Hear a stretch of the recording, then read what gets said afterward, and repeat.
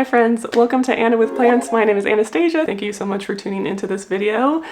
Feels like it's a long time no see, although it's just been 2 weeks since I uploaded. If you guys didn't happen to see the community post that I made, I actually got a new puppy. I will go ahead and introduce him and do a story time at the end of the video on why I didn't upload last week, but long story short is he got very sick and it was a really scary time. So his name is Luka and he is now a 7-month German Shepherd Husky mix. But the whole purpose of today's video is to talk about some unpopular plant opinions. And just like a short, brief disclaimer is this isn't really targeted towards anything or anyone. These are just kind of, again, my opinions. You can feel free to agree or disagree down below in the comments, and I would love to hear some of your unpopular plant opinions. I think that might be really interesting. We're gonna start off with 5. I think 5 is a pretty good number. The first one, we're coming in hot, and that is, it's okay to throw away plants. If you happen to be one of those people that will trim a plant and always prop the cuttings, if you happen to be a plant store, that also makes sense. But for like the average plant hobbyist here who has like over 100 plants, we kind of are in a time where we're trying to downsize our plant collections. So the fact that with cutting plants, they kind of can multiply exponentially. So sometimes you trim up plants, you have a plant that is like infested with a pest, it's kind of okay to just throw it away. Sometimes there's like a weird guilt or a shame attached with just tossing away plants as opposed to rehoming them or trying to sell them or just trying to give them away to someone. However, I think the fact that we can just throw away plants should be more normalized and should be okay.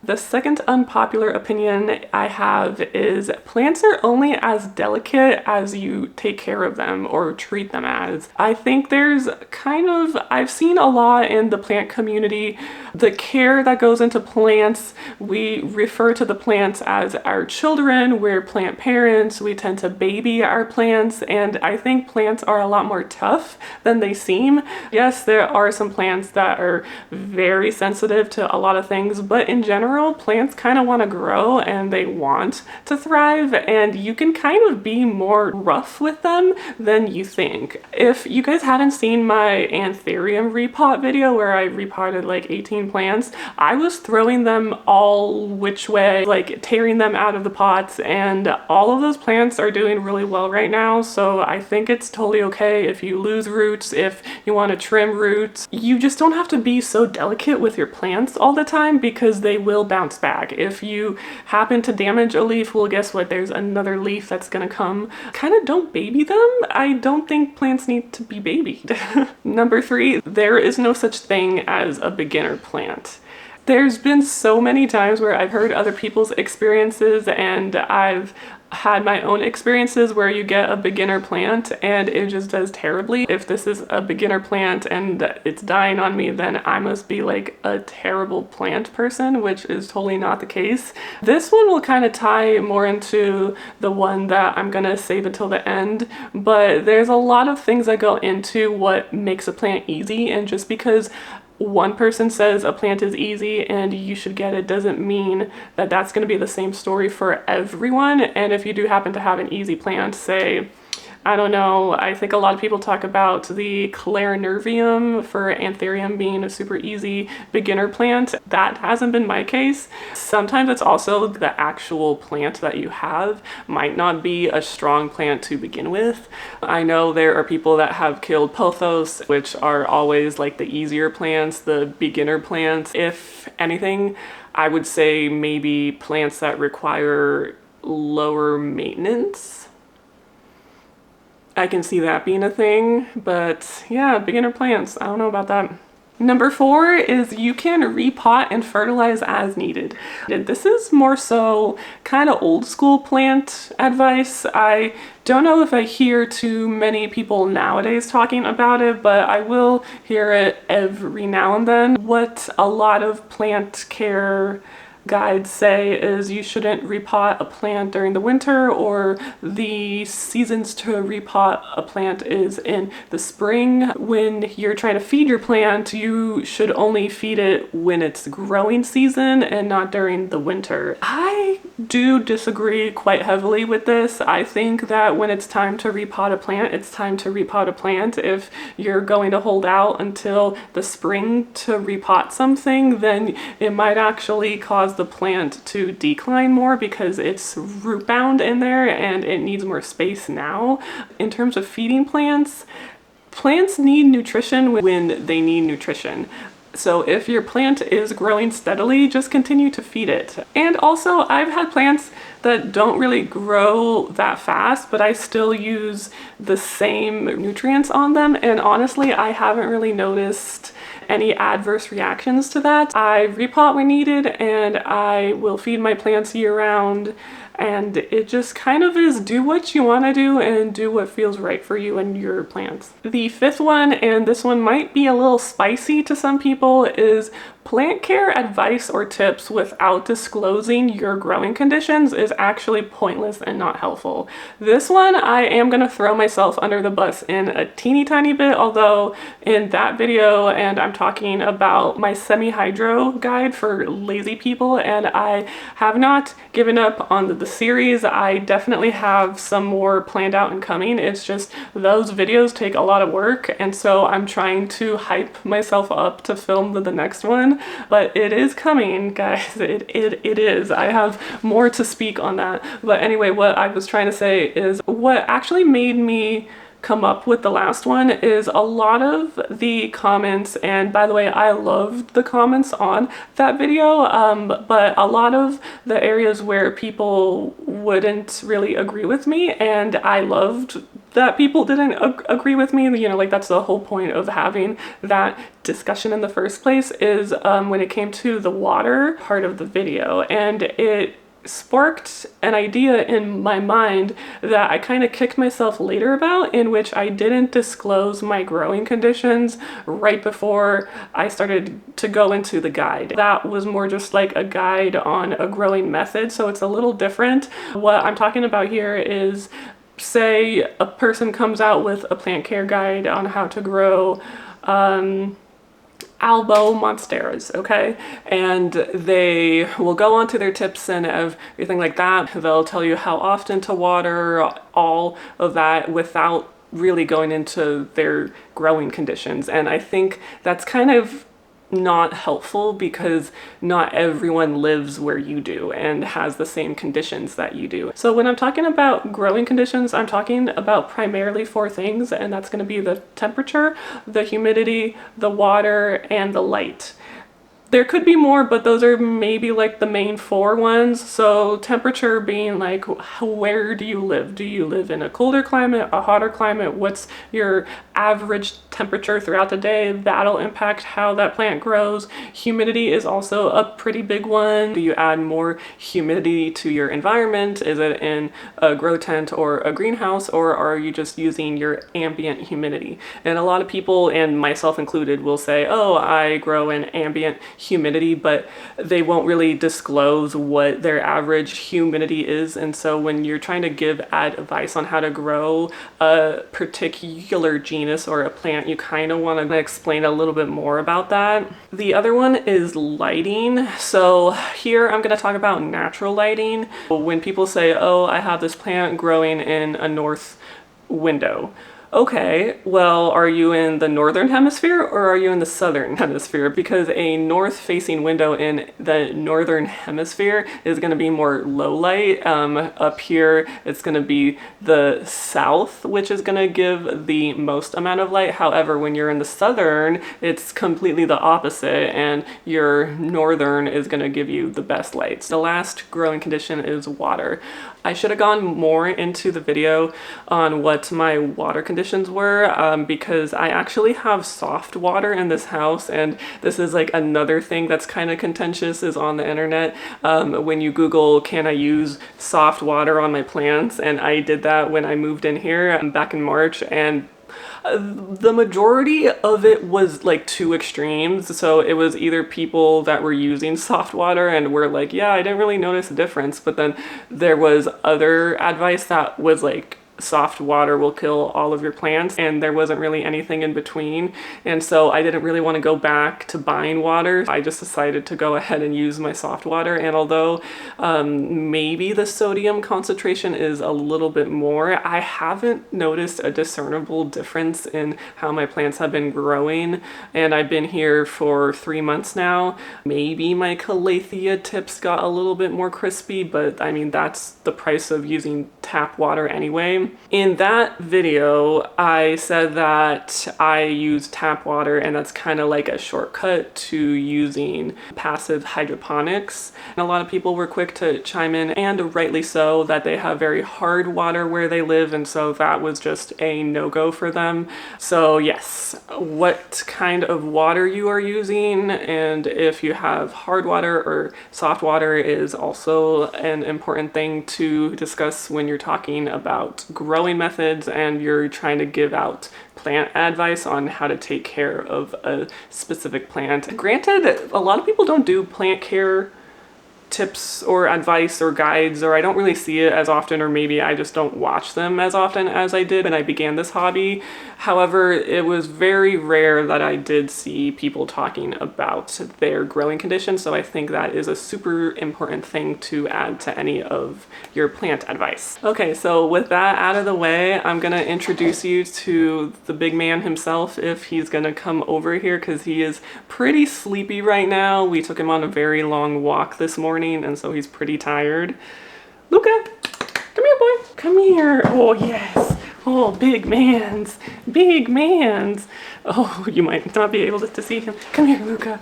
Oh, yes. Hi, Luka. Hi. Say hello to the people. Say hello to the people. Hi. So this is Luka. He's a 7-month-old Shepsky, and he gave us quite a fright last weekend. Oh, thank you for the kiss. Thank you. Yeah, he gave us quite a fright last weekend. So I don't even know where to start with him. I guess I will start. Oh, he is currently laying down on me. So if you hear some panting, hopefully it's not too distracting. I would prefer to have him here while I tell his story, his survival story. We're gonna call him a rescue because this is generally what he is. We got him Thursday 2 weeks ago, okay? And the area where we got him from is generally not like a great area to live in. Like, the poverty is quite high, and we, prior to adopting him, they did tell us that he was an outdoor only dog. They never took him inside. He was not house trained. And also they gave us some conflicting information about his shots. And now in hindsight, I think I should have definitely asked more about it. Like, I knew we were gonna give him a better life. I just didn't know that we were going to save his life. We kind of asked the basic questions, but kind of we also knew in the back of our minds, like, he might have fleas and worms, and he does too, but we didn't know that either he didn't get his shots or that they gave him maybe the shots way in the beginning and he didn't get his booster shots.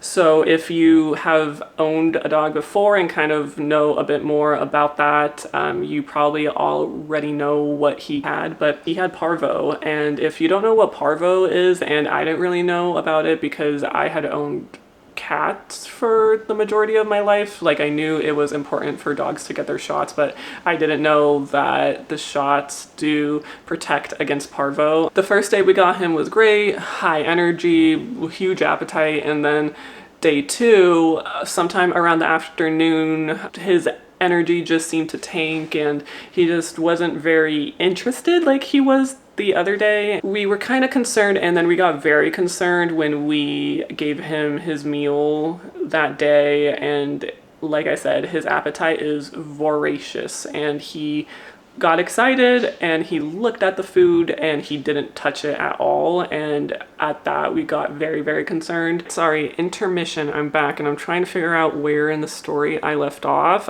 Oh, okay.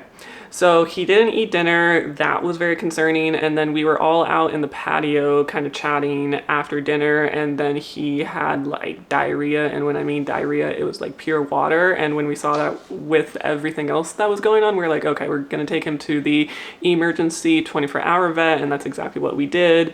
And long story short is they tested him for parvo. He was positive, and thus began our journey of trying to keep him alive through that illness. Parvo is really nasty in puppies. It actually has a pretty high mortality rate, and that goes even higher if the dog is untreated. And a lot of dogs actually need to be hospitalized in order to survive. That is just because the virus happens to attack their GI tract and also their immune system. All in all, it's really nasty. And the vet, so it was actually pretty funny because when the vet came back to the car, because they had to have us be outside of the hospital, when the vet came out to the car, I think he assumed that we had already had him this entire time and we were the ones that didn't give him the shot. But then when we explained that, oh, we've only had this puppy for like a day and a half, and when it comes to parvo, the dogs tend to contract it around maybe 4 days to a week before they actually become ill of it. He assumed that he was very like, you guys did the right thing to bring him in. And when we explained to him that we had just gotten the dog, the vet goes, you guys got fucked. And if you can just imagine, like as a pet owner, or even like imagine your doctor telling you that you're getting fucked, and he did use fucked. Cody and I, my boyfriend, were just like staring at him like I thought he was telling me that we were gonna have to put him down. Like my heart sank in my chest. But no, he was just telling us that it's a pretty common practice for the breeders to know that parvo is in all of the dogs and they will try to give them away. We didn't get him through a breeder. All of the puppies were an accident actually, because the dog that they had happened to not be spayed and kind of got out, and you know the story there. The people that we got him from just didn't have the space for all of those dogs, so they were actually trying to give them away. Honestly, we still don't know if they actually knew that the dog had parvo before they gave him to us, but I mean, he was pretty healthy when we saw him and on the first day, so I don't think they did. Who really knows? We did end up texting the previous owners to tell them that Luka did have parvo and that the other dogs around him do too, because it's very highly contagious. And surprisingly, they did text us back and it was basically like, oh, that's unfortunate. It just kind of seemed like they didn't really care that much.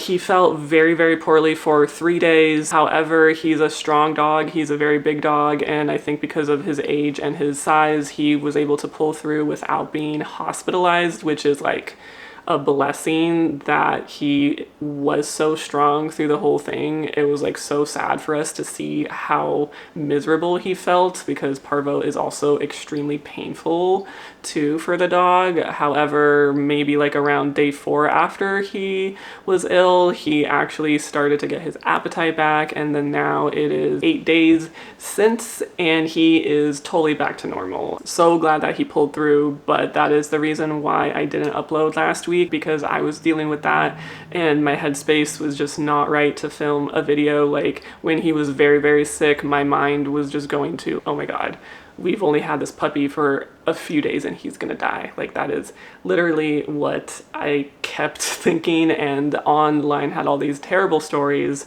of the puppies passing away, and it was just dark, dark, dark times. Whew. Now, having said that, that's kind of the long story to us getting a puppy. It has been a roller coaster ride, but we are so thankful and so happy that we have him in our family now. He is truly the bestest boy that we could have ever asked for, and he brings us so much joy, and you will be seeing him on here now and then. Thankfully, he has zero interest in my plants, which I could not be more thankful for, because I thought I was really gonna have to move everything that's toxic away of his reach, and we have been keeping and still keep a close eye to him to see if he'll change his mind on how he feels about my plants, but right now he could not care less, which is great for me. One more thing that I want to add is thank you so much for 1,000 subscribers. I really didn't think that it was gonna happen this soon. When I started to really upload on this channel in January, I kind of had like a New Year's goal that by the end of 2024 I'll have 1,000 subscribers if I really keep at it and put in the time and the work, and I hit 1,000 at the end of May, and that was with taking a month off during the move. So it just is mind-blowing, because I just feel imposter syndrome to the max, and that I really don't deserve like people subscribing to me or watching my videos, but at the same time I'm so incredibly grateful.